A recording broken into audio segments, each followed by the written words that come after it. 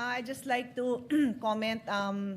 Gusto ko lang magpasalamat kay Senator Lito Lapid na kahit na magkaiba na tayo ng partido, I think we are batchmates, so magkasama kami since 2004. So majority, minority, buwan-buwan nagpapadala pa rin siya sa akin ng Maha Blanca at Suman. Maraming salamat po. Gusto ko kasi malaman mo na mahal kita.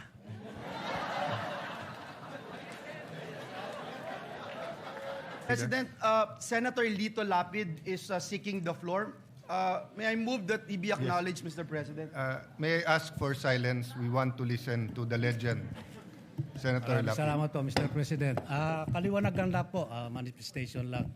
Tungkol po yung nangyari kahapon at marami po kumakalat sa social media na ako'y lumipat na sa majority. Hindi po totoo yan. Nananatili po ako sa minority group. At hindi po ako alis dito. At yung pong motion ni Senator Zubiri kahapon ay sinusuportahan ko po. Hindi ko lang po ako nakapagsalita kahapon. Kala ko may botohan. Ngayon pala wala naman.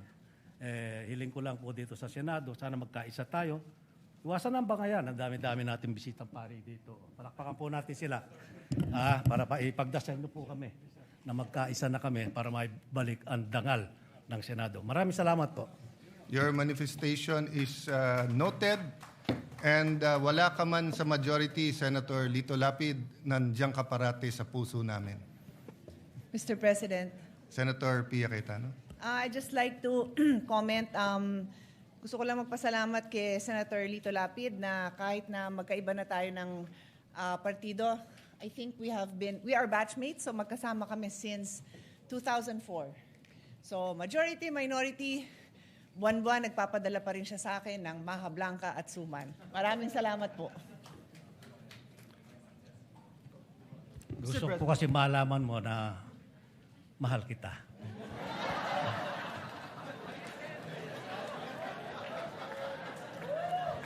What does the brother say?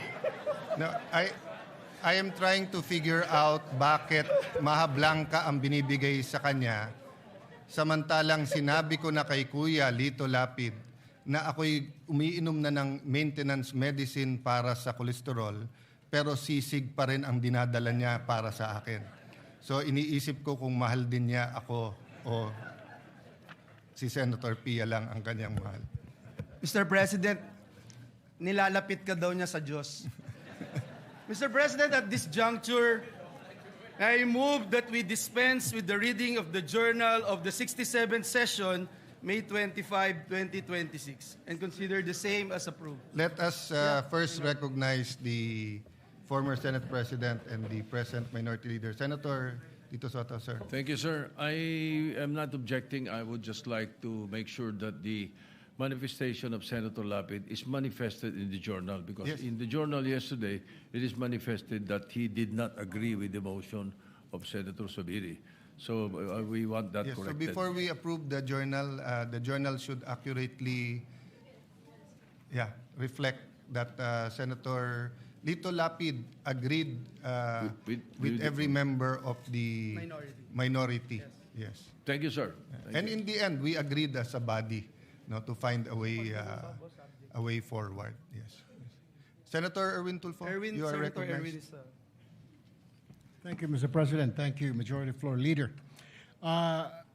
It's a quick manifestation, or if not, a sort of point of clarification, Mr. President. Please proceed. I heard that the media are their access to areas in the Senate are limited. Is there a new rule right now, Mr. President? They are banned from going to the 6th floor to conduct interviews or wait for our VIPs, and then they're not allowed anymore in our railings. I mean, I will check. I have no information. I have not moved to the 6th floor. Please. I am still holding office here. Sometimes we ask them to allow us to pass going to the session hall. We can't blame them because the Senate is hot topic. There's been some senators who have asked because usually we confine to some areas, but because of the activity since May 11, everyone wants to get their footage, whether in their official camera. So I think we've just asked for a little bit of order here, but let me inquire. But so far, I have no information that we're limiting any movement from the media.